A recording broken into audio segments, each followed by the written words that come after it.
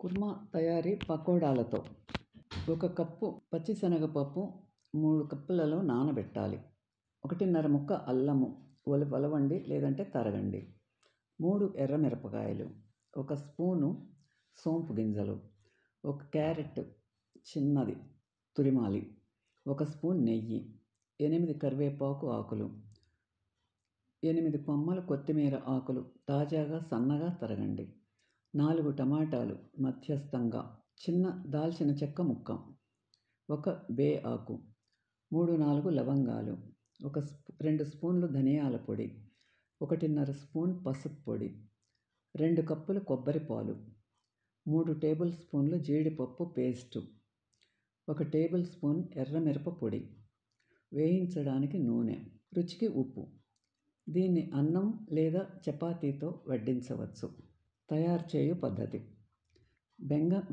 పచ్చి శనగపప్పును అల్లం, ఎరుపు మిరప, సోంపు గింజలు మిక్సర్లో వేసి కొంచెము కోర్సుగా రుబ్బుకోవాలి.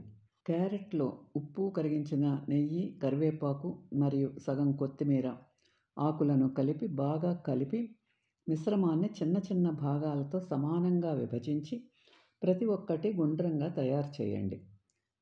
ఒక కడాయిలో తగినంత నూనెను వేడి చేయండి. పకోడాలను బంగారు గోధుమ రంగులో వేయించాలి. చెంచాతో తీసివేసి అదనపు నూనెను వంటగది తువాళ్లపై వేయండి, పక్కన పెట్టుకోండి. టమాటోలను ఒక పాన్లో ఉంచండి మరియు తగినంత నీరు పోయాలి.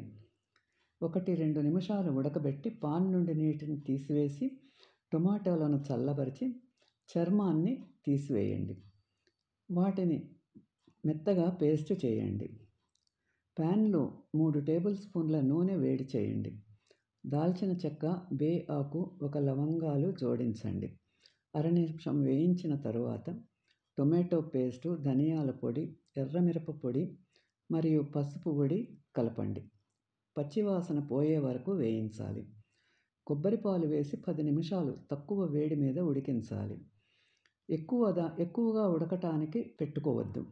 జీడిపప్పు పేస్ట్ వేసి బాగా కలిపి మరో 5 నిమిషాలు ఉడికించాలి. రుచికి ఉప్పు వేసి కలపాలి. పకోడాలను తిరిగి సాస్లో వేసి 3 నిమిషాలు ఉడకబెట్టి వేడి నుండి తొలగించండి. మిగిలిన కొత్తిమీర తరుగు చల్లి సర్వ్ చేయాలి. అన్నంలోకి, చపాతీల్లోకి కూడా చాలా బాగుంటుంది.